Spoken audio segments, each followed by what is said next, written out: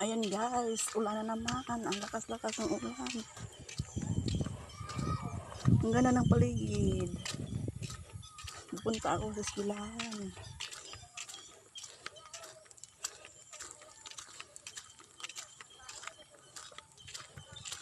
Ayan na guys. Uulan na naman.